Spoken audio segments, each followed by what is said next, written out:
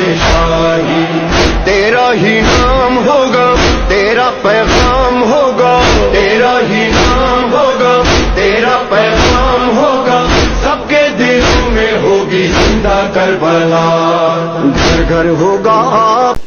والصلاة والسلام على سيدنا ونبينا بالقاسم محمد اللهم صل على محمد وآل محمد وآله الطيبين الطاهرين المعصومين المظلومين الغر الميامين الذين أذهب الله عنهم الرجس وطهرهم تطهيرا.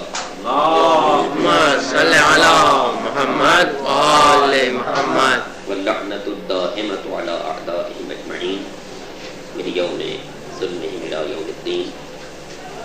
أما بعد فقد قال الله سبحانه وتعالى في محكم كتابه الكريم وقوله الحق.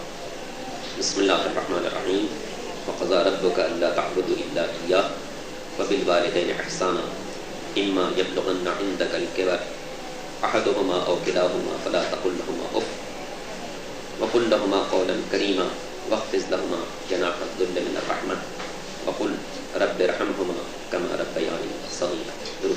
اللهم صل على محمد وآل محمد. چونکہ ایک مومن نے اس موضوع کے لیے خاص طور پر فرمائش کی تھی، لیکن اتفاق یہ کہ وہ ابھی خود ہی تشریف نہیں لائے، تو اس لیے اس آیہ کریمہ کو خاص طور پر عنوان گفتگو قرار دیا گیا. لیکن اس سے پہلے ایک بات چونکہ کل دوران گفتگو آ گئی تھی، قصر و اتمام کے مسئلے پر. اس وقت ساری دنیا میں زیادہ تر جو تقریر کی جاتی ہے وہ دو بلند مرتبہ مجتہدین کی، یعنی آیت اللہ سید ابوالقاسم کوئی رحمۃ اللہ علیہ اور آیت اللہ سید روح اللہ خمینی رحمۃ اللہ علیہ. ظاہر کہ دنیا بھر میں تقریباً انہی دو حضرات کے زیادہ مقلدین، اور ہر مقلد کے لیے اپنے مرجع تقلید کے فتوے کو پیش نظر رکھنا اور اس پر عمل کرنا ضروری ہے. پہلی منزل میں تقلید شروع کرنے سے پہلے یہ تحقیق کر لینی ضروری ہے کہ یہ جو موجودہ دنیا میں مجتہدین ہیں ان میں عالم کون ہے. اور جب انسان تحقیق کر کے کسی نتیجے تک پہنچ گیا اور اب اس مجتہد کی تقلید شروع کر دی، تو اب چاہے اس کا کوئی فتویٰ اچھا لگے یا نہ لگے، فتوے کے اچھے لگنے یا نہ لگنے کی بنا پر انسان تقلید بدل بھی نہیں سکتا اور اس کی خلاف ورزی کر بھی نہیں سکتا.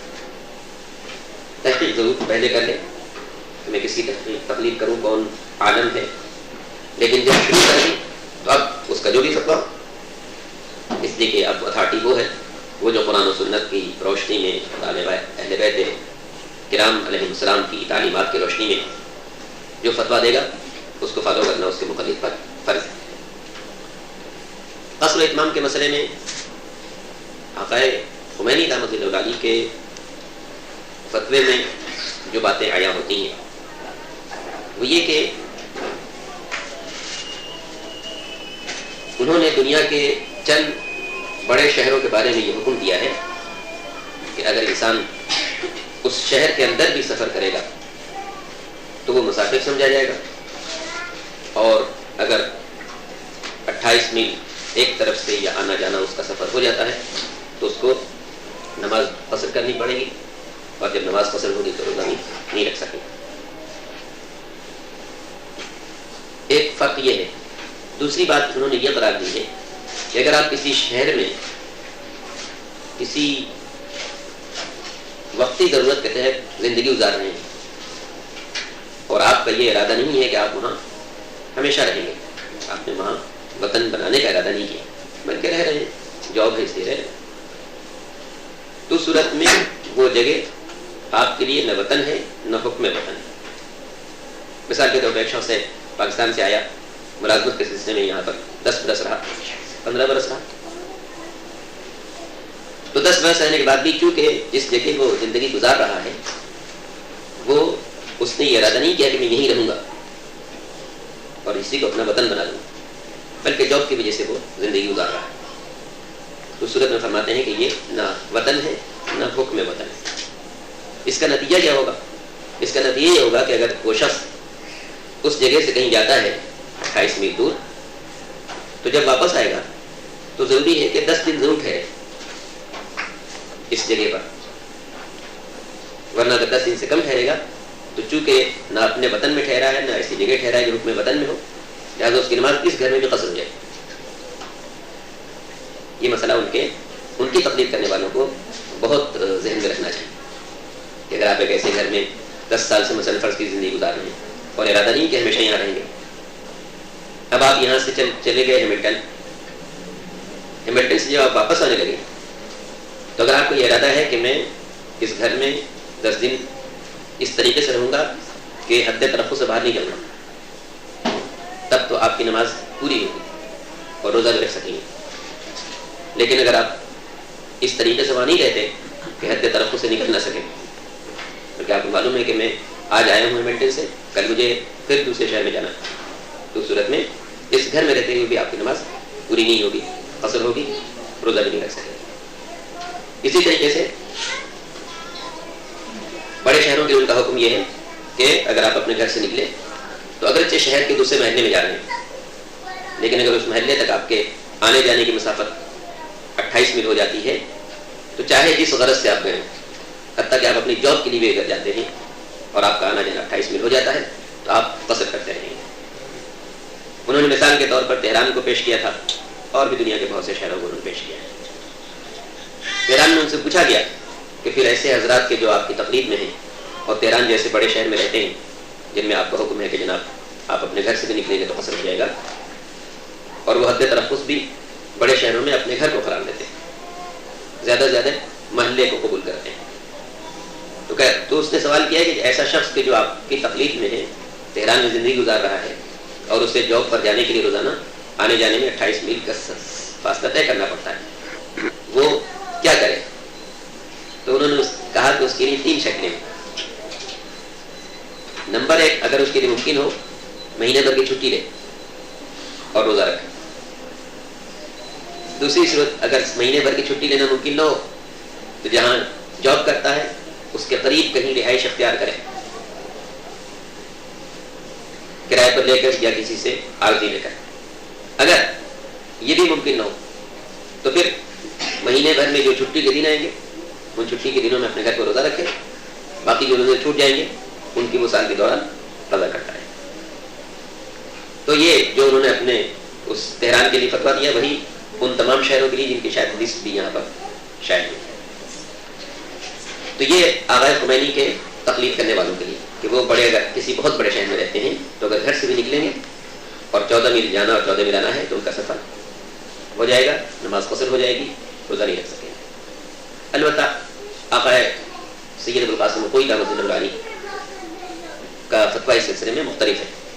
وہ کہتے ہیں کہ شہر چاہے جتنا بھی بڑا ہو، آپ جب تک شہر کے حدود میں رہیں گے اس وقت تک چاہے آپ جتنا بھی لمبا سفر کریں، ہو سکتا ہے شہر کے ایک گوشے سے دوسرے گوشے تک جانے میں 40 میل جانا پڑتا ہو یا آنا جانا ملا کے 70 میل ہو جاتا ہو، تو اس کے باوجود آپ کا روزہ بھی خراب نہیں ہوگا، نماز بھی قصر نہیں ہوگی، اس لیے کہ آپ اپنے شہر کے اندر ہیں. جب آپ اپنے شہر سے کسی دوسرے شہر میں جائیں گے تو یہ دیکھا جائے گا کہ اس شہر سے نکلنے کے بعد حد ترخص سے اس جگہ کا فاصلہ جہاں آپ جانا چاہتے ہیں 28 میل ہے یا نہیں. اگر اس جگہ کا فاصلہ اس شہر سے نکلنے کے بعد 28 میل ہے تو آپ کی نماز قصر ہوگی، اور اگر 28 میل نہیں ہے تو نماز قصر نہیں ہوگی. نمبر 1 بات یہ فرق ہوا دونوں کے فتوے میں. دوسرا فرق یہ ہے کہ آقا خمینی نے یہ فرمایا تھا کہ آپ اپنے گھر سے نکل کر 28 میل کسی بھی مقصد سے جا رہے ہوں نماز قصر ہو جائے گی. اگر کوئی فرماتے کہ نہیں، جو شخص اپنے جاب کے لیے روزانہ اتنا سفر کرنے پر مجبور ہے اس کی نماز قصر نہیں ہوگی، روزہ خراب نہیں ہوگا. تو فرق یہ ہے کہ آپ کے گھر سے 30 میل کے فاصلے پر وہ جگہ ہے جہاں آپ کو جاب کرنے کے لیے جانا ہوتا ہے. جیسے بہت سے لوگ کثیر السفر میں نہیں آئے گا. جی کثیر السفر وہ کثیر السفر میں آقا خمینی نہیں مانتے، نہیں مانتے. نہیں. تو جیسے بہت سے لوگ یہاں مساساگا میں رہتے ہیں اور وہاں سے یہاں آتے ہیں ٹورنٹو جاب کے لیے. تو اگر آقا خمینی کے مقلد ہیں تو ان کی نمازیں ہمیشہ قصر رہیں گی اور روزہ نہیں رکھ سکیں گے. لیکن آیت اللہ کوئی رحمۃ اللہ علیہ کے مقدم جو ہیں وہ چونکہ وہ جاب کے لیے آ رہا ہے تو اگرچہ وہ 30 میل 40 میل کا سفر طے کر رہا ہے لیکن چونکہ مشغلہ اس کا اسی سفر سے وابستہ ہے اور اس کو روزانہ اپنے کام کے لیے آنا جانا ہے تو کام کے لیے چاہے جتنی بھی دور آنا جانا پڑے وہ نماز اس کی پوری رہے گی, روزہ بھی اس کا صحیح رہے گا. دوسری بات آغا خمینی یہ فرماتے ہیں کہ آپ اگر کسی شہر میں ٹیمپریری زندگی گزار رہے ہیں تو چاہے جتنے دن زندگی گزاریں وہ آپ کا نہ حکم نہ وطن ہے نہ حکم وطن میں ہے. اگر آپ اس میں 2 روز 4 روز 6 روز ٹھہریں گے تو آپ کی نماز میں قصر رہے گی, روزہ بھی نہیں رکھ سکیں گے. مگر آیت اللہ کوئی دامت ڈولالی فرماتے ہیں کہ اگر آپ کسی بھی جگہ کسی مشغلے کے لیے رہ رہے ہوں یا تعلیم حاصل کرنے کے لیے رہتے ہوں یا ملازمت کی بنا پر رہتے ہوں تو اگر اس طریقے سے وہاں رہتے ہیں کہ آپ کو عرف عام میں وہی کا آدمی سمجھا جانے لگے اور اس کے لیے انہوں نے مدت لکھی ہے کہ اگر آپ کسی جگہ گئے 5 برس کے لیے اور 2-3 برس آپ اس طرح رہ لیے کہ اب وہیں کے سمجھے جاتے ہیں کہ بھئی یہ وہاں رہتا ہے. اب 2-3 برس کے بعد آپ کی نماز بھی وہاں پوری ہے, روزہ بھی آپ کا تمام ہے, وہ شخص آپ کے لیے وہ جگہ آپ کے لیے حکم وطن ہے. تو آیت اللہ کوئی تمزل العالی کے لیے ان مسائل میں زیادہ سہولت ہے اس وقت خمینی صاحب کے مقلدین کے لیے. مگر ظاہر ہے کہ فتویٰ انسان اپنے مرجع تقلیدی کا فالو کرے. مگر یہ فرق ضرور ذہن میں رہنا چاہیے کہ آیت اللہ کوئی تمزل العالی کے نزدیک شہر چاہے کتنا بڑا ہو, شنگھائی جیسا لمبا چوڑا شہر ہو, نیو یارک جیسا بہت بڑا شہر ہو, لندن جیسا شہر ہو دنیا کا پیمائش کے اعتبار سے سب سے بڑا شہر سمجھا جاتا ہے, انسان جب تک اپنے شہر کے اندر رہے گا اس کی نماز بھی پوری رہے گی, اس کا روزہ بھی تمام رہے گا چاہے جتنا بھی سفر کرے. نمبر 2 بات یہ کہ اگر کسی جگہ وہ ٹیمپریری زندگی گزار رہا ہے لیکن اس طریقے سے رہتا ہے کہ وہی کا آدمی سمجھا جاتا ہے, اس کے لیے وہ کہتے ہیں کہ 2-3 برس رہنا بھی کافی ہے. اگر 2-3 برس آپ نہیں رہ چکے ہیں تو اب آپ کو چونکہ وہی کا آدمی سمجھا جا رہا ہے کہ بھائی کہاں رہتے ہیں, یہ وہاں رہتے ہیں. کسی بھی عرف عام میں پوچھا جائے کہ بھائی یہ کہاں رہتے ہیں, تو یہ نہ بھی فلاں شہر میں رہتے ہیں فلاں علاقے میں رہتے ہیں, تو وہی کا آدمی سمجھا جا رہا ہے. تو کہتے ہیں کہ 2-3 برس کے بعد چونکہ آدمی اس جگہ کا سمجھا جانے لگتا ہے اس لیے وہ جگہ اگرچہ وطن نہیں ہے لیکن حکم وطن میں. اب حکم وطن ہونے کا نتیجہ یہ ہوگا کہ اگر کہیں سے بھی وہ واپس آ رہا ہے تو چونکہ ایسی جگہ پہنچ رہا ہے جو حکم وطن میں ہے لہٰذا اگرچہ وہ ایک شب وہاں بسر کرے گا مگر اس کی نماز بھی پوری رہے گی, روزہ بھی اس کا صحیح رہے گا. درود پڑھیں محمد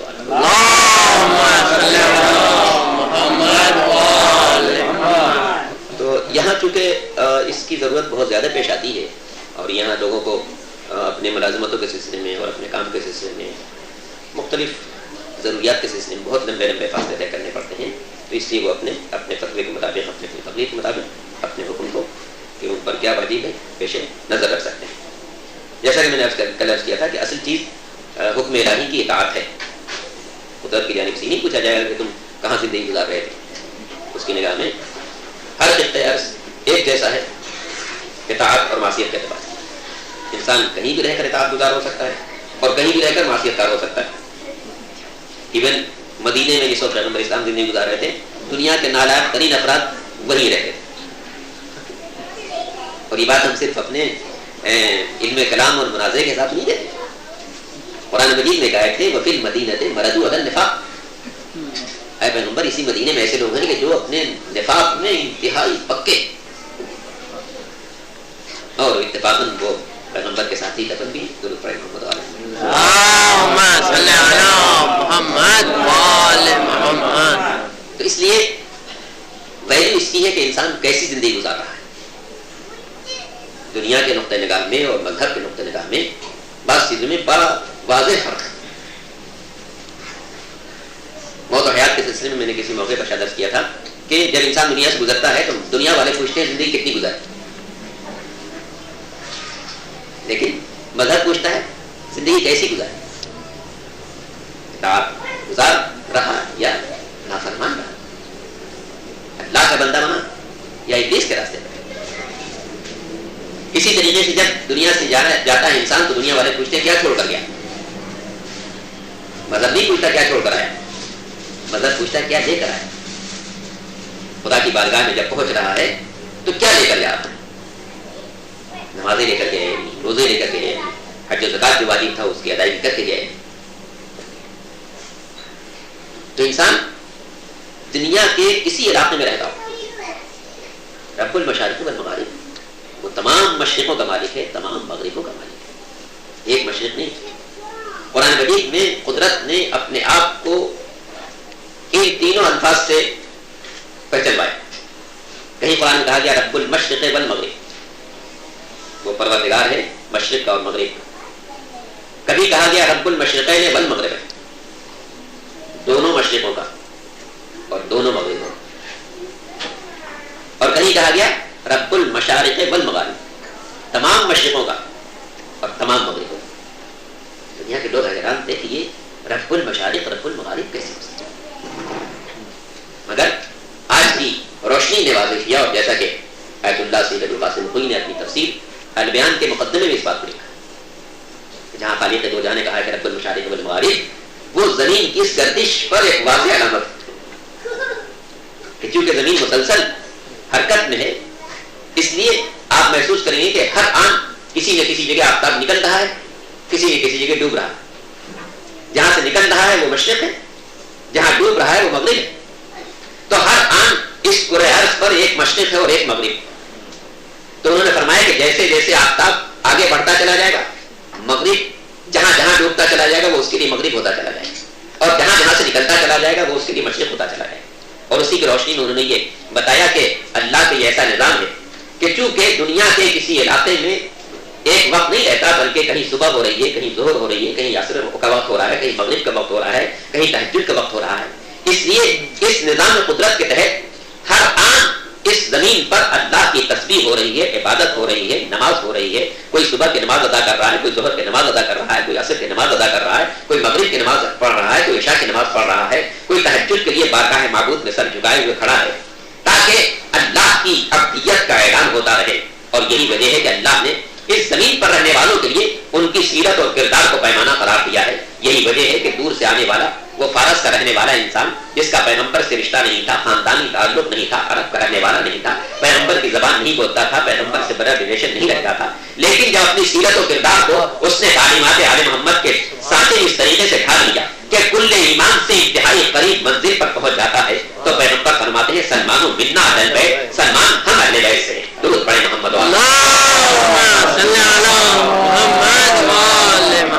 قرآن کا یہی تو فلسفہ حیات ہے جس کی بنا پر نوح کا بیٹا اہلیت سے خارج ہو جاتا ہے جب وہ نوح کے راستے کو چھوڑ دیتا ہے، اور سلمان جو بہت دور کا انسان تھا، جس کی زبان، جس کا رشتہ، جس کا خاندان، جس کا قبیلہ سب پیغمبر سے مختلف تھا، لیکن جب وہ ایمان کو اپنے دل میں اس طریقے سے راسخ کر دیتا ہے، عمل صالح اس کی زندگی میں نمایاں نظر آنے لگتا ہے، تو پیغمبر فرماتے ہیں سلمان منا اہل بیت، سلمان کی حیثیت گویا ہم اہل بیت سے ہے۔ تو قرآن کی نگاہوں میں انسان کی حیثیت یہ نہیں ہے کہ وہ کہاں زندگی گزار رہا ہے، بلکہ قیمت اس کی ہے کہ کیسی زندگی گزار رہا ہے۔ درود پڑھیں محمد وعلی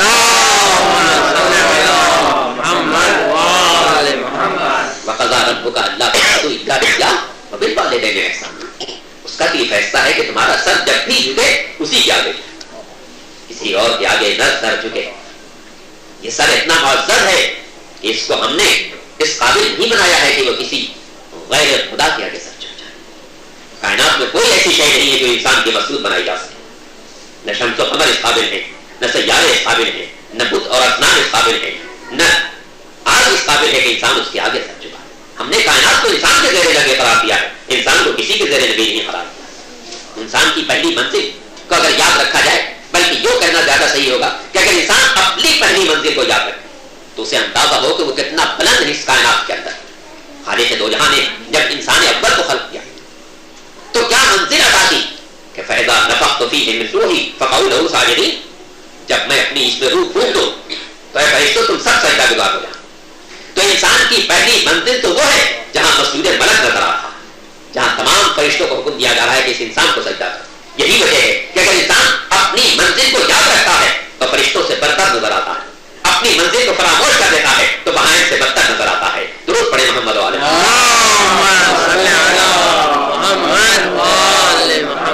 وقضى ربك الا تعبدوا الا اياه، تمہارے پروردگار کا یہ حتمی فیصلہ ہے کہ تمہارا سر کسی کے آگے نہ جھکے سوا اس کی ذات۔ نہ پیسے کو اپنا معبود بنانا، نہ دنیا کی طاقتوں کو اپنا معبود بنانا، نہ دنیا کے اس جابرانہ نظام کو تسلیم کر لینا اس طریقے سے کہ اس کی بندگی کے خلاف ہو جائے، نہیں، جہاں بھی رہو اس کے بندے بن کر رہو، مشرق میں رہو تو اس کے بندے بن کر، مغرب میں رہو تو اس کے بن کر، کسی قرۂ عرض پر رہو، کسی ملک میں رہو، کسی علاقے میں رہو، اس کی بندگی کا خیال دل سے نہ اٹھنے پائے۔ یہ ضرور پیش نظر رکھنا کہ ان صلاتی و نسکی و محیای و مماتی للہ رب العالمین، میری نماز ہو، میری عبادتیں ہو، میری موت ہو، میری زندگی ہو، سب اس اللہ کے لیے ہے جو کائنات کا پروردگار ہے۔ میں کہیں رہوں اس کے حدود مملکت سے نہیں نکل سکتا ہوں، میں جہاں بھی زندگی گزاروں گا اسی کے دائرۂ اختیار میں ہوں۔ لہو ملک السماوات والارض، آسمان و زمین کے اندر اگر کسی کا اقتدار اعلیٰ ہے تو اسی کا ہے جس نے اس کائنات کو پیدا بھی کیا ہے، جس نے ہمیں زندگی سے نوازا بھی ہے۔ یحییکم ثم یمیتکم ثم یخرجکم، وہی ہے جس نے تمہیں زندگی عطا کی ہے،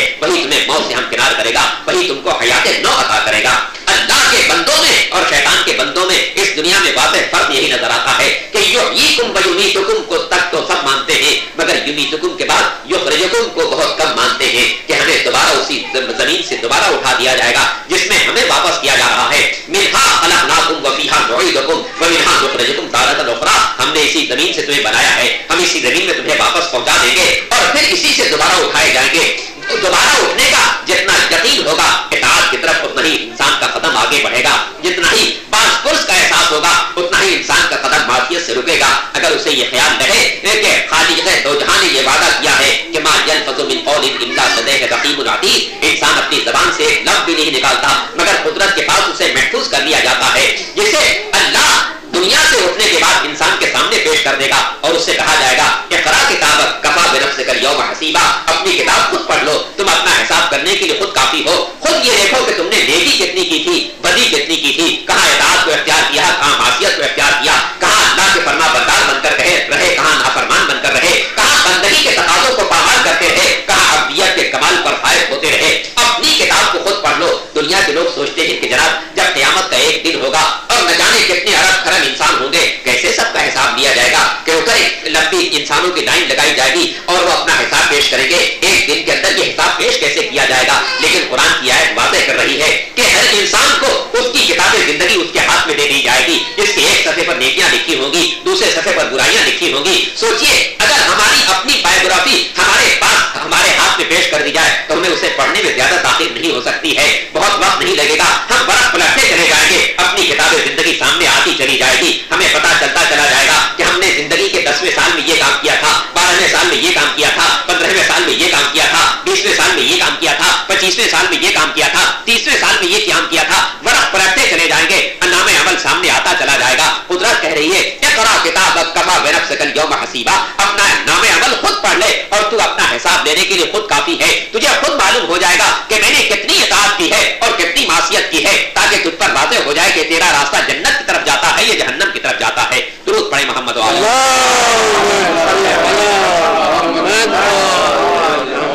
چونکہ آج کے لیے میں نے وعدہ کیا تھا کہ والدین کے سلسلے میں کچھ باتیں عرض کروں گا، قدرت کے اس فرمان کو جس میں اس نے کہا ہے کہ وَقَضَىٰ رَبُّكَ أَلَّا تَعْبُدُوا إِلَّا إِيَّاهُ وَبِالْوَالِدَيْنِ إِحْسَانًا، قدرت کا یہ واضح اور اٹل فیصلہ ہے کہ اس کے علاوہ کسی کی پرستش مت کرنا، وَبِالْوَالِدَيْنِ إِحْسَانًا، اور ماں باپ کے ساتھ اچھا سلوک کرتے رہنا۔ قرآن مجید میں جہاں بھی ماں باپ کا تذکرہ آیا ہے وہاں پر احسان کا لفظ بھی آیا ہے، ان کے ساتھ حسن سلوک کرنا۔ حالانکہ دنیاوی اعتبار سے اگر سوچا جائے تو لفظ اطاعت زیادہ مناسب نظر آتا ہے، قرآن کو کہنا یہ چاہیے تھا کہ تم اپنے ماں باپ کی اطاعت کرتے رہنا، لیکن یاد رکھیے قدرت نے کسی ایسے انسان کی اطاعت کو انسان پر فرض ہی نہیں قرار دیا ہے جس سے کسی لمحہ خطا کا امکان ہو، لغزش کا امکان ہو، سہو کا امکان ہو، نسیان کا امکان ہو۔ اس نے انہی بندوں کی اطاعت کو ہم پر فرض قرار دیا ہے کہ جن سے کبھی لغزش نہیں ہو سکتی ہے، جن سے کبھی خطا نہیں ہو سکتی ہے، جن سے کبھی سہو نہیں ہو سکتا ہے، جن سے کبھی نسیان نہیں ہو سکتا ہے۔ اسی لیے ارشاد ہوتا ہے اطیعوا اللہ واطیعوا الرسول واولی الامر منکم، اللہ کی اطاعت کرو، رسول کی اطاعت کرو،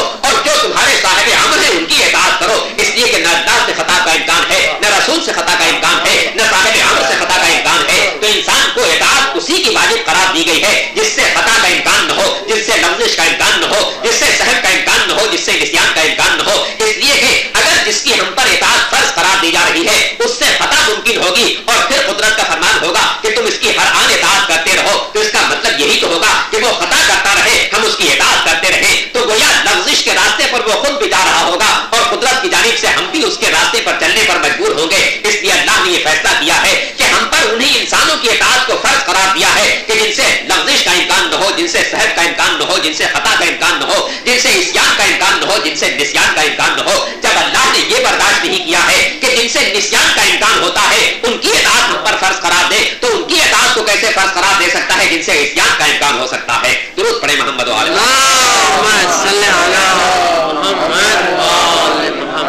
اس لیے ماں باپ کے سلسلے میں بجائے لفظ اطاعت کے اس نے احسان کا لفظ رکھا ہے کہ ان کے ساتھ حسن سلوک کرتے رہو. مگر عزیزان محترم, اگر غور کیا جائے گا تو یہاں پر لفظ اطاعت سے زیادہ احسان میں بلاغت نظر آتی ہے, اس لیے کہ اطاعت کے معنی ہے بات مان لینا. اگر ماں باپ کے سلسلے میں یہ لفظ کہی گئی ہوتی کہ ان کی اطاعت کرو, ان کی بات مانو, تو جب تک ماں باپ زندہ ہوتے انسان کے لیے ان کی بات کو ماننا ممکن تھا. لیکن جب ماں باپ دنیا سے رخصت ہو گئے تو نہ حکم دینے کے قابل ہیں نہ ہم حکم ماننے کے قابل. اس لیے کہ حکم کی اطاعت کا مطلب یہ ہے کہ جب تک وہ حکم دینے والا موجود ہے وہ حکم دے تو اسے تسلیم کرو. اگر وہ موجود ہی نہیں ہے تو نہ وہ حکم دے سکے گا نہ بندہ اطاعت کر سکے گا.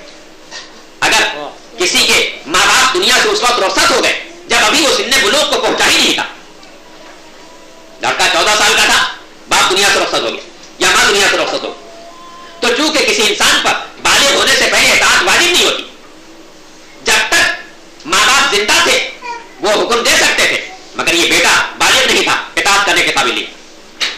جب بیٹا بالغ ہوا ماں باپ دنیا سے رخصت ہو چکے تھے, یہ اطاعت کرنے کے قابل ہے مگر کوئی حکم دینے والا نہیں. قدرت نے کہا کہ نہیں, ہم نے ماں باپ کے لیے حسن سلوک کو رکھا جس کا تعلق ان کی زندگی سے نہیں ہے. جب تک وہ موجود ہیں ان کے ساتھ حسن سلوک کر سکتے ہو, جب وہ دنیا سے چلے جائیں تب بھی حسن سلوک کر سکتے ہو. جب موجود ہیں ان کے حکم کو ماننا حسن سلوک ہے, جب دنیا سے چلے جائیں ان کے لیے کارے خیر کو انجام دینا حسن سلوک ہے. ان کی نمازیں چھوٹی ہوئی ہیں انہیں پڑھوا دو, یہ حسن سلوک ہے. انہوں نے کچھ روزے نہیں رکھے تھے انہیں رکھوا دو, یہ حسن سلوک ہے. انہوں نے حج نہیں کیا تھا اسے کروا دو, یہ حسن سلوک ہے. انہوں نے خمس و زکات نہیں ادا کیا اس کو پورا کرا دو, یہ حسن سلوک ہے. ان کے ذمے کوئی قرضہ باقی رہ گیا تھا اس قرضے کو ادا کرا دو, یہ حسن سلوک ہے. درود پڑھیں محمد و آل محمد. اور اس کا سلسلہ جب تک انسان چاہے برقرار رہے. ماں باپ کے سلسلے میں ارشاد ہوتا ہے, اور قرآن مجید میں کم از کم 12 مقامات ایسے جہاں پر قدرت نے کہا وَقَضَىٰ رَبُّكَ أَلَّا تَعْبُدُوا إِلَّا إِيَّاهُ وَبِالْوَالِدَيْنِ إِحْسَانًا. یہ سورہ مبارک ہے بنی اسرائیل کی 23ویں آیت. اور سورہ مبارک بقرہ میں ارشاد ہوتا ہے کہ اس وقت کو یاد کرو جب ہم نے تم سے یہ تو پیمان لیا تھا, أَلَمْ أَعْهِدْ إِلَيْكُمْ أَلَّا تَعْبُدُوا الشَّيْطَانَ. اس وقت کو یاد کرو جب ہم نے عہد و پیمان لیا کہ تم شیطان کی پرستش مت کرنا. وَقَضَىٰ رَبُّكَ أَلَّا تَعْبُدُوا إِلَّا إِيَّاهُ. تمہارے پروردگار کا یہ حتمی فیصلہ ہے کہ اس کے علاوہ کسی کی پرستش نہ ہو. اور پھر سورہ لقمان میں ارشاد ہوتا وَوَصَّيْنَا الْإِنسَانَ بِوَالِدَيْهِ حُسْنًا. ہم نے انسان کو نصیحت کی, ہم نے انسان سے وصیت کی کہ اپنے ماں باپ کے ساتھ اچھا سلوک کرتے رہو. وہاں پر ایک لفظ اور آتی وَإِن جَاهَدَاكَ عَلَىٰ أَن تُشْرِكَ بِهِ مَا لَيْسَ لَكَ بِهِ عِلْمٌ فَلَا تُطِعْهُمَا وَعَاشِرْهُمَا فِي الدُّنْيَا مَعْرُوفًا وَصَاحِبْهُمَا فِي الدُّنْيَا مَعْرُوفًا. اگر تمہارے ماں باپ تمہیں شرک کرنے کا حکم دے تو شرک تو نہیں کر سکتے, لیکن اتنا برا حکم دینے کے باوجود ان کے ساتھ حسن سلوک میں کمی نہ آنے پائے. وَصَاحِبْهُمَا فِي الدُّنْيَا مَعْرُوفًا. ان کے ساتھ دنیا کی زندگی میں اچھا سلوک کرتے رہے. آپ غور فرمائیں کہ اگر خدا نخواستہ کسی کے ماں باپ کافر ہو اور بیٹے کو حکم دے کہ تم بھی کافر ہو جاؤ, قدرت کہتی ہے کہ دیکھو ماں باپ کے کہنے سے کافر نہیں ہو سکتے, لیکن کیا بیٹا یہ سوچ کر کہ میرے ماں باپ چونکہ کافر ہیں اور مجھے بھی کافر ہونے کا حکم دے رہے لہذا میں ان کے ساتھ اچھا سلوک نہ کروں. قرآن کہتا ہے کہ اگر کسی کے ماں باپ اسے حکم دے کہ وہ کافر ہو جائے فلا تطعهما, تو اس بات میں ان کی اطاعت مت کرنا. وصاحبهما فی الدنیا معروفا, لیکن دنیا کی زندگی میں اچھا سلوک جاری رکھنا. یعنی اگر کسی کا باپ گمراہ ہونے کی بنا پر نعوذ باللہ بیٹے کو راہ ہدایت سے ہٹانا چاہتا تو قدرت کا ارشاد ہے کہ راہ ہدایت مت چھوڑنا, لیکن ماں باپ کے ساتھ حسن سلوک بھی مت چھوڑنا. اس لیے کہ راہ ہدایت پر چلنے کے تقاضوں میں سے ایک تقاضا یہ ہے کہ ماں باپ کے ساتھ حسن سلوک بھی ہوتا رہے. درود پڑھیں محمد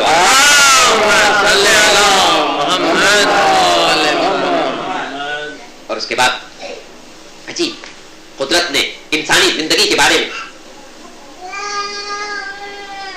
ایک مرتبہ درود پڑھیں.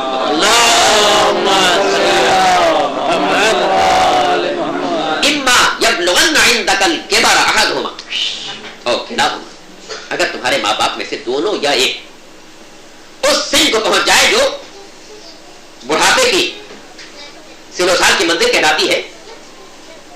فلا تقل لهما اف، تو خبردار ان کی کسی بات پر اف نہ کہیں. سوچیے انسان اف کب کہتا ہے؟ ظاہر ہے کہ اگر ماں باپ ہم سے کوئی ایسی بات کہیں جو ہماری مرضی کے مطابق ہو تو اف کہنے کا امکان کہاں؟ جو ہم چاہتے تھے وہی ماں باپ نے کہا. ہم چاہتے تھے فلاں اسکول میں جائیں، ماں باپ نے کہا کہ جاؤ. فلاں کالج میں داخلہ لیں، کہا کہ ٹھیک ہے. فلاں شعبہ تعلیم کو اپنائیں، کہا بہتر ہے. ہم جو خواہش کرتے گئے وہ اس کی تائید کر دے گئے. تو ظاہر ہے کہ یہاں پر اوف کہنے کا کیا کوئی امکان نہیں. اوف کہنے کا امکان کہاں پیدا ہوتا ہے؟ جہاں اپنی کوئی خواہش ہو، ماں باپ اس کے خلاف حکم دے. بیٹا ہے وہ کسی سے دوستی کرنا چاہتا، ماں باپ نے کہا کہ نہیں، اس کے ساتھ دوستی تمہاری اچھی نہیں ہے، تمہارے اخلاق کو خراب کر دے گا، تمہارے مذہب کو خراب کر دے گا، تمہاری دیانتداری کو خراب کر دے گا. اب یہاں پر ٹکراؤ ہوا بیٹی کی خواہش میں اور باپ کی خواہش میں. بیٹا چاہتا اس سے دوستی کرے، باپ چاہتے کہ اس سے دوستی نہ کرے.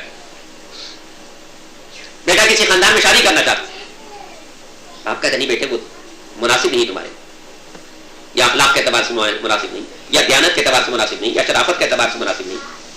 تم وہاں جا کر اپنے دین سے یا محروم ہو سکتے ہو یا تمہارا دین کمزور ہو سکتا ہے. تو اب یہاں پر ٹکراؤ ہوا بیٹی کی خواہش میں اور باپ کی خواہش میں. یا بیٹا کسی ایسے ادارے میں ملازمت کرنا چاہتا ہے جہاں پر وہ اپنے دین کو محفوظ نہ رکھ سکے گا. بیٹا چاہتا ہے کہ میں وہاں ملازمت کروں چونکہ تنخواہ اچھی. باپ نے کہا کہ نہیں بیٹے، اس سے کچھ کم تنخواہ قبول کر لینا مگر اپنے دین کا سودا نہ ہونے. اب یہاں پر بیٹے کی خواہش باپ کی خواہش سے ٹکرا گئی. قدرت کہتی ہے کہ اگر تمہارے ماں باپ بزرگ ہوں اور کوئی ایسی بات کہیں جو تمہارے دل کو ناگوار گزرے، فلا تقل لهما اف، تو ان کے کسی بات پر اف نہ کہنا. اور امام جعفر صادق علیہ الصلوۃ والسلام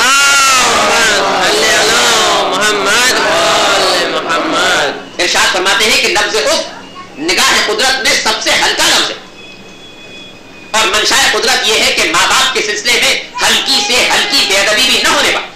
اور امام ارشاد فرماتے ہیں کہ اگر لفظ اف سے زیادہ ہلکا کوئی لفظ ہوتا تو قرآن میں وہ لفظ رکھا گیا ہوتا تاکہ دنیا پر یہ واضح کیا جائے کہ قدرت کو ہلکی سے ہلکی بے ادبی بھی گوارا نہیں.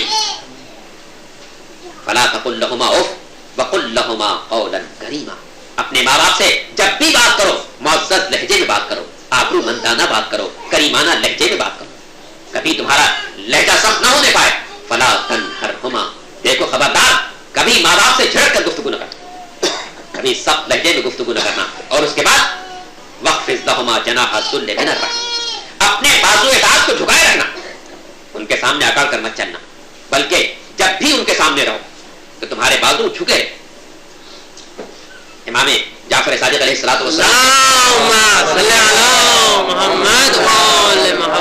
جو فرامین ہم تک پہنچے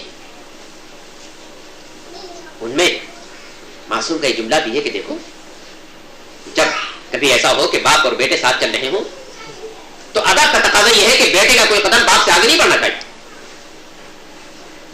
اسے کوئی ایسی بات، کوئی ایسا عمل اپنی زندگی میں نہ کرنا چاہیے کہ جس کے عمل کو دیکھ کر دنیا کہے کہ تمہارا باپ کیسا آدمی تھا، اسے تمہیں تربیت دی. گناہان کبیرہ کی جو فہرست آیت اللہ دستغیب نے شائع کی ہے. آیت اللہ دستغیب ایک بہت بڑے عالم ایران کے گزرے ہیں اور ان کی بڑی اچھی اچھی کتابیں ہیں مختلف موضوعات پر، اور گناہان کبیرہ کے موضوع پر ان کی 2 جلدوں میں کتاب ہے. نام یہ رکھا انہوں نے گناہان کبیرہ.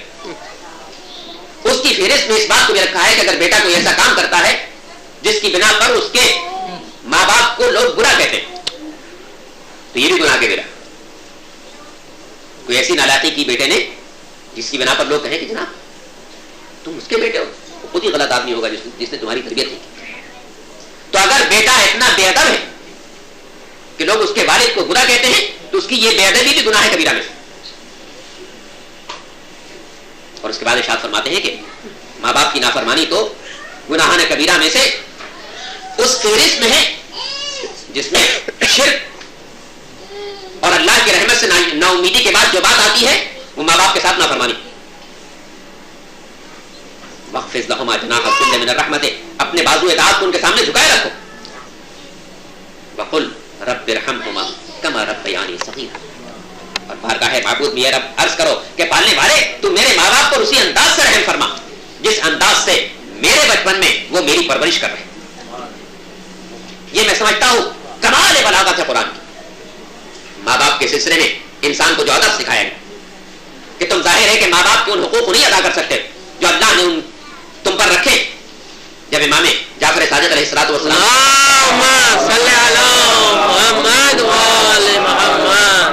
कि मौला अगर कोई बेटा बड़ा हुआ और उसने अपने माँ बाप की खूब खिदमत की तो क्या जो उनका हक था वो सब अदा कर दिया उसने? कहा ला वल्लाह, कहा नहीं कभी नहीं हो सकता। कहा मौला इसकी वजह क्या? जब ये बच्चा था उन्होंने खिदमत कर दी थी, आज वो बूढ़े हुए ये खिदमत कर रहा है तो मुआवजा अदा हो जाना चाहिए। मगर पूछने वाला शायद ये बात भूल गया कि जिस वक्त माँ बाप अपने बच्चे की खिदमत कर रहे हो और जिस वक्त बेटा अपने माँ बाप की खिदमत कर रहा हो, दोनों वक्त के एहसास में बुनियादी फर्क है। जिस वक्त एक बच्चा दुनिया में आया और माँ बाप ने उसकी हर खिदमत अंजाम दी, उसकी सेहत का ख्याल, उसकी ग़िज़ा का ख्याल, उसकी लिबास का ख्याल, उसकी तालीम का ख्याल, उसकी तरबियत का ख्याल, उसके इलाज का ख्याल, जिस वक्त माँ बाप की खिदमत अंजाम दे रहे हैं, क्या उनके जिम्मे कोई कर्ज है इसका? यह भी दुनिया में आया, इसका कर्ज कहां से हो सकता? एक जज्बे खालिस है जिसके तहत वो खिदमत अंजाम दे रहे हैं। लेकिन जिस वक्त बेटा खिदमत अंजाम दे रहा, वो दर हकीकत जो उस पर कर्ज है उसको कुछ अदा करने की कोशिश कर रहा, इसलिए कि माँ बाप ने पहले खिदमत अंजाम दी है, ये बाद में खिदमत अंजाम दे रहा। इसलिए जब माँ बाप खिदमत कर रहे थे वहां पर कोई तसव्वुर नहीं था सिवा जज्बे खालिस। यहां ये तसव्वुर हो सकता है कि ये मेरी खिदमत कर चुके हैं, आज मैं इनकी खिदमत कर रहा हूं। दूसरी बात इमाम फरमाते हैं कि देखो, जिस वक्त बेटा जवान होता है और माँ बाप बूढ़े होते हैं, बेटा अगर सआदतमंद भी है और माँ बाप की खिदमत भी कर रहा है तो उसके जहन में लाशूर में ये बात जरूर महफूज होती है कि मेरे माँ बाप अब दुनिया से जाने वाले हैं, कुछ दिन इनकी खिदमत कर लूं। गोया बेटा जब माँ बाप की खिदमत कर रहा है तो उसके लाशूर में उनकी मौत होती है। और उसके बाद इमाम फरमाते हैं कि लेकिन जिस वक्त माँ बाप अपने बच्चे की खिदमत कर रहे हैं उस वक्त उनके एहसास क्या होते? क्या उनके लाशूर में भी उसकी मौत होती? नहीं, बल्कि वहां तो तसव्वुर यह होता है कि अगर कभी बच्चा बीमार पड़ जाए तो माँ और बाप के दिल की तमन्ना यह होती है कि पालने वाले अगर इस घर में मलकुल मौत की आमद मुकर्रर हो चुकी है तो मेरी जान चली जाए, बच्चा जिंदा रह जाए। तो मासूम फरमाते हैं कि देखो, दोनों में बड़ा बुनियादी फर्क है। जब बेटा अपने माँ बाप की खिदमत अंजाम दे रहा हो तो उसके लाशूर में उनकी मौत होती है, लेकिन जब माँ बाप अपने बच्चे की खिदमत अंजाम दे रहे हो तो उनके लाशूर में उसकी हयात हुआ करती है। दुरूद पढ़े मोहम्मद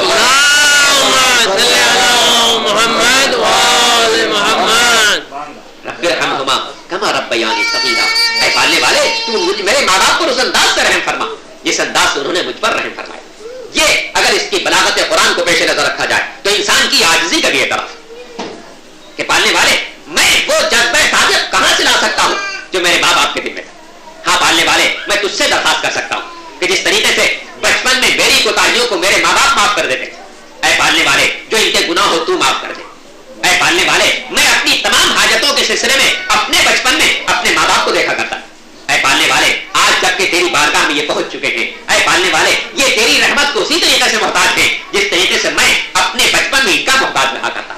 ऐ पालने वाले, मेरी जिंदगी की हर लफ्ज़िश को ये माफ कर देते थे, इनके हर गुनाह को तू माफ कर दे। ऐ पालने वाले, मैं अपनी हाजतों के सिलसिले में इनकी तरफ तवज्जो करता था, आज ये अपनी हाजतों के सिलसिले में तेरी तरफ तवज्जो कर रहे हैं। ऐ पालने वाले, मेरे जब दुनिया में आया था तो मैं अपने तमाम आज़ा के बावजूद इस काबिल नहीं था कि मैं अपनी हाजतों का इजहार कर सकता। मेरे पैर थे मगर चलने की ताकत नहीं थी, हाथ थे कुव्वत गिरफ्त नहीं थी, ज़बान थी कुव्वत गुफ्तार नहीं थी, आंखें थी किसी चीज पर ठहरती नहीं थी, कान थे कुव्वत समात नहीं थी। ऐ पालने वाले, मैं अपनी हर हाजत के लिए रोने पर मजबूर था। बच्चा सिर्फ रोना जानता है, भूख लगती है तब भी रोता है, नींद आती है तब भी रोता है, बीमारी में मुब्तला हो तब भी रोता है, किसी दर्द और तकलीफ में हो तब भी रोता है। और ये माँ बाप होते हैं जो उसके रोने को पहचानते हैं। बच्चा इस वक्त रोया तो भूख भूख से रोया, इस वक्त रोया तो नींद से रोया, इस वक्त रोया तो तकलीफ से रोया, इस वक्त रोया तो बीमारी से रोया। ऐ पालने वाले, जिस अंदाज से मेरे माँ बाप मेरे बचपन पर रहम फरमाते थे, तू उनके बुढ़ापे पर रहम फरमा। दुरूद पढ़े मोहम्मद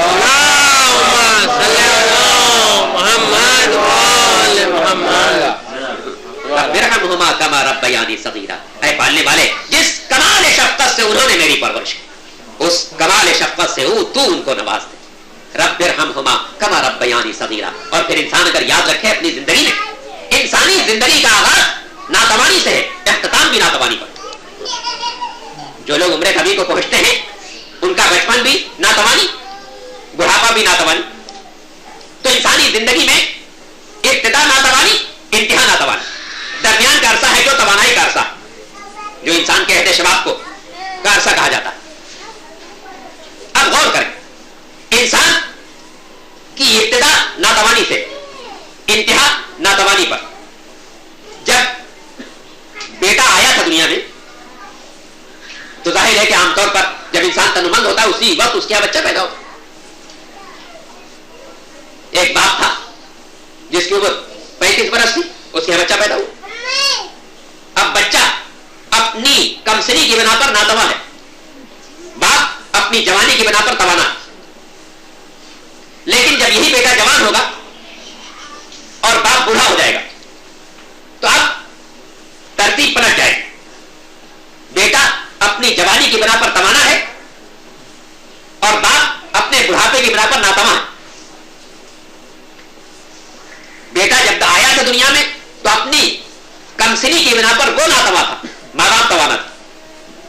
जब बेटा जवान हुआ, तो बेटा जवान होने की बिना पर तवाना है, माँ बाप बुढ़ापे की बिना पर नातवा है। कुदरत इंसान को याद दिला दी, कहे बंदे, तू जिस वक्त दुनिया में आया था, तू नातवा था। आज जब माँ बाप के दुनिया से जाने का वक्त है, तो वो नातवा है। तो जिस तरीके से तुम्हारी नातवानी में उन्होंने अपनी तवानाई के जमाने में रहम किया था, आज उनकी नातवानी का जमाना है, तुम्हारी तवानाई का जमाना है। जैसे उन्होंने तुम्हारी खिदमत की थी, वैसे तुम उनकी खिदमत करो। दुरूद पढ़े मोहम्मद व आले मोहम्मद।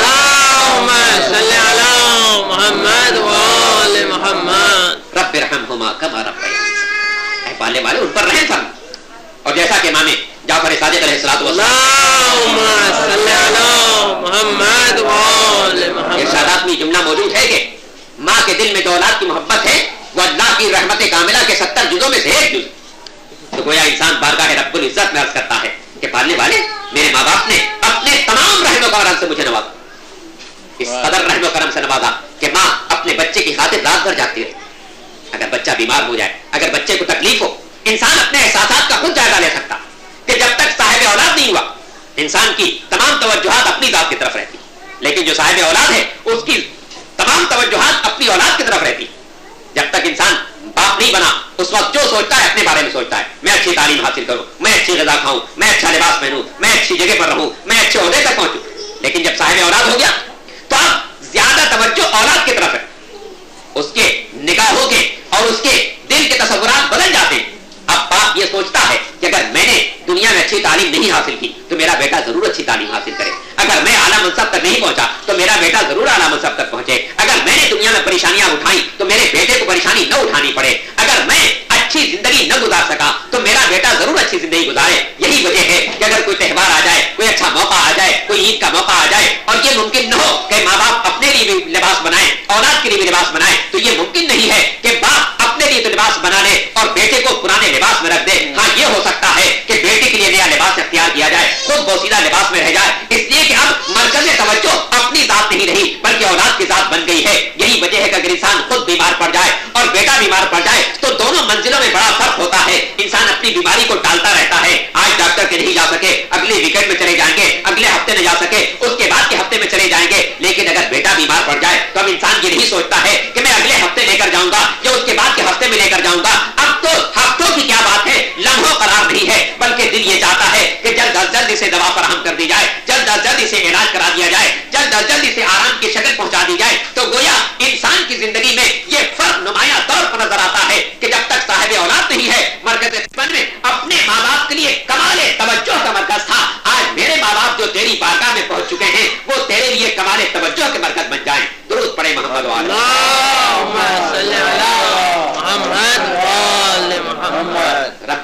ارحمहुमा कमा रब्बयानी सगीरा, ऐ पालने वाले तू उसी अंदाज से रहम फरमा जिस अंदाज से मेरे बचपन में मुझ पर रहम करके उन्होंने मेरी परवरिश की थी। इसलिए कि अगर ये रहमो करम न होता तो दुनिया का इंसान उस निअमते लज्जत से महरूम रह जाता जो माँ बाप के साये आतफत में उसे नसीब हो जाती है। कुदरत ने बार बार इंसानों को याद दिलाया और इसीलिए कुरान करीम में इरशाद होता है वो वस्सैनल इंसाना बिवालिदैहि हुस्ना, हमने इंसान को वसीयत की है कि अपने माँ बाप के साथ हुस्न सुलूक करते रहना। अब इस लफ्ज़ वसीयत में भी बड़ी जामियत नजर आती है।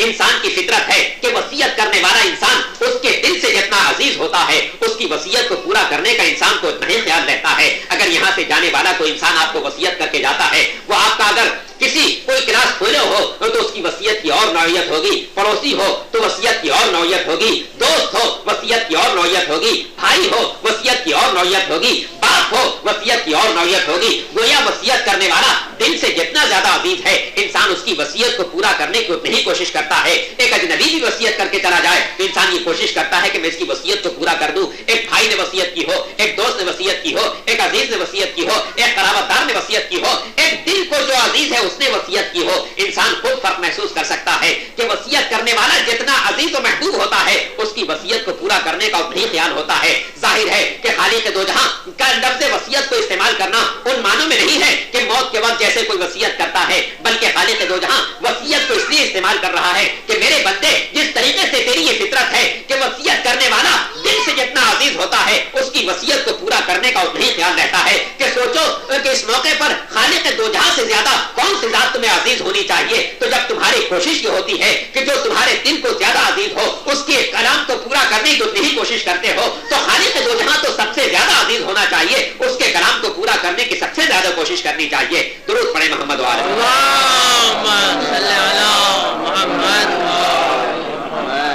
ये उसका कलाम है, ये उसका कलाम है जो बड़ी नौ इंसान को दर्स दे रहा है। इस किताब में गौर करो जिसमें तुम्हारा भी जिक्र मौजूद है, तुम्हारे आबा और अजदाद का भी जिक्र मौजूद है। इसमें जो तुम्हारे लिए किताबे जिंदगी भी है, किताबे बंदगी भी है। और जब हम आले मोहम्मद की जिंदगी को देखते हैं तो हमें ये नजर आता है कि ये वो मंजिल है जो अल्लाह के ने माँ बाप के दिल में औलाद की जो मोहब्बत रखी है वो इतनी कामिल मोहब्बत है, काबिल मोहब्बत है कि अगर मासूम कौनीन की जिंदगी के आखिरी दिन को देखा जाए जिसमें रावी कहता है कि जब मौलाए कायनात घर में दाखिल हुए तो देखा सैयदा घर के बहुत से कामों में मसरूफ है। पूछा ऐ सैयदा आज क्या वजह है कि मैं आपको घर के बहुत से कामों में मसरूफ पा रहा हूँ। ये सवाल इसलिए करना पड़ा था कि वफात पैगंबर के बाद सैयदा या इबादत में मसरूफ रहा करती थी या बाप पर रोने में मसरूफ रहा करती थी, यानी या जिक्र खुदा होता था या जिक्र रसूल होता था। लेकिन आज जब अबुल हसन घर में आए तो देखा सैयदा घर के बहुत से कामों में मसरूफ है, बच्चों के कपड़े भी धुलाए हैं, उनके खाने का सामान भी किया है, उनको नहला भी रही है, उनके बालों में कंघी भी कर रही है।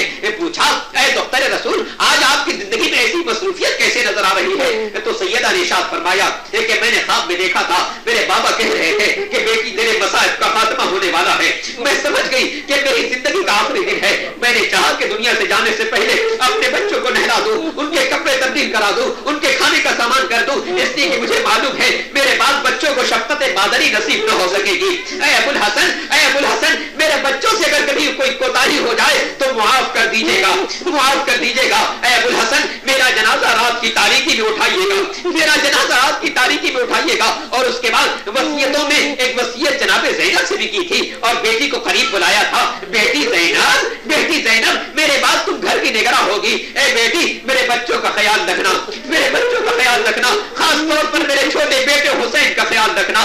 बेटी ज़ैनब मेरा ये वो बच्चा है कि जब मेरे शिकम में था तो यह आवाज देता था या माँ अना शान, या माँ अना गरीब, या माँ अना मैं मजलूम। ऐ माँ मैं मजलूम हूँ, ऐ माँ मैं गरीबुल वतन हूँ, ऐ माँ मैं प्यासा हूँ। मैंने अपने बाबा से पूछा था ऐ अल्लाह के रसूल ये बच्चा बार बार क्यों कहता है कि मैं मजलूम हूँ, मैं गरीबुल वतन हूँ, मैं प्यासा हूँ? तो पैगंबर ने फरमाया था बेटी ये तेरा वो बच्चा है जो करबला के मैदान में मजलूम भी होगा, गरीबुल वतन भी होगा, प्यासा भी होगा।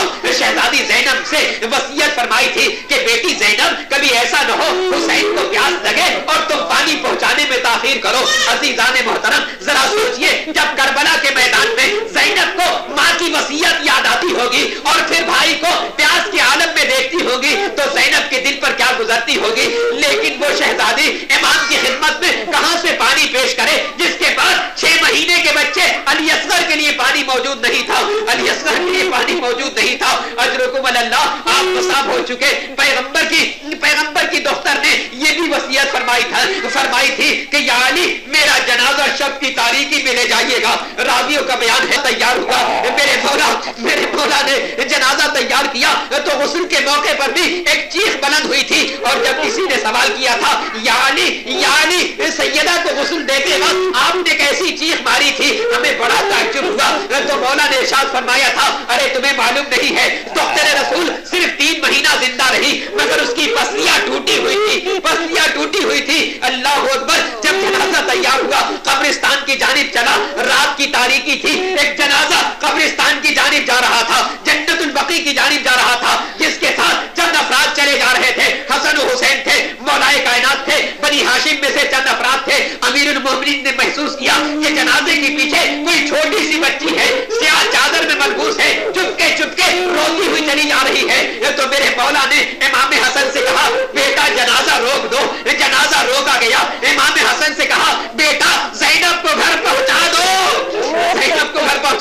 علی کو یہ گوارا نہیں ہے کہ زینب گھر سے نکلے. میرا دل چاہتا عرض کروں اے مولا یہ مدینہ ہے، رات کا وقت ہے، آقا جنازہ ہے. زینب کا سن 4 یا 5 سال ہے، سیاہ چادر میں ملبوس ہے، مگر آپ کو یہ گوارا نہیں کہ زینب گھر سے نکلے. ہائے مولا کاش عصر عاشور آپ موجود ہوتے اور دیکھتے یہی زینب و ام کلثوم ہے جن کے سروں سے والیوں کا سایہ ٹوٹ گیا، سروں سے چادر بھی چھینی گئی، مخنو چادر چھینا گیا، رسیوں سے باندھا گیا.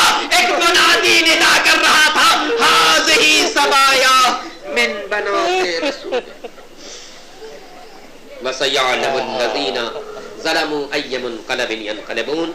خدا بندہ ہمارے اس توسل کو قبول فرما، گناہوں کی مغفرت فرما، بیماروں کو شفائے کامل عطا فرما. خدا بندہ ہم اس راستے پر چلیں جو محمد و آل محمد کا پسندیدہ راستہ ہے.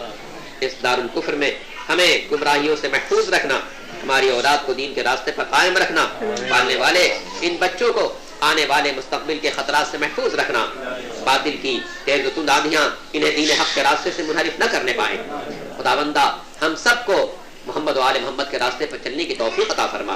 روضہ مظلوم کربلا کی حفاظت فرما. ہم سب کو اس کی زیارت کا شرف عطا فرما. حق و باطل کے معرکے میں حق کو سربلندی عطا فرما. ایران کو کامیابی عطا فرما. امام کے ظہور میں تعجیل فرما. قیامت میں ہمارا حشر و نشر محمد و آل محمد کے ساتھ قرار دے. ربنا تقبل منا انک انت السمیع العلیم. اللهم صل على محمد وعلى السلام علیکم یا نبی اللہ، السلام علیکم یا خاتم النبیین، السلام علیکم یا امیر المؤمنین یا سید الوصیین، السلام علیکم یا فاطمۃ الزہراء سیدۃ نساء العالمین، السلام علیکم یا ابا محمد الحسن بن علی الزکی الناصح الامین، السلام علیکم یا ابا عبداللہ الحسین ابن علی الغریب الشہید المظلوم، السلام علیکم یا علی بن الحسین زین العابدین، السلام علیکم یا محمد بن علی آخر علوم الاولین والآخرین، السلام علیکم یا جعفر بن محمد الصادق صادق القول البار الامین، السلام علیکم یا موسیٰ بن جعفر الکاظم کاظم الغیظ، السلام علیکم یا علی بن موسیٰ الرضا الراضی بالقدر والقضاء، السلام علیکم یا محمد بن علی الجواد التقی، السلام علیکم یا علی بن محمد النقی الہادی، السلام علیکم یا حسن بن علی الزکی العسکری، السلام علیکم یا مولاي یا صاحب العصر والزمان الامان الامان الامان، السلام علیکم یا خلیفۃ الرحمن، السلام علیکم یا امام الانس والجان سیدی عجل اللہ تعالی فرجک وسهل اللہ مخرجک وتدبیرک ورحمۃ اللہ وبرکاتہ.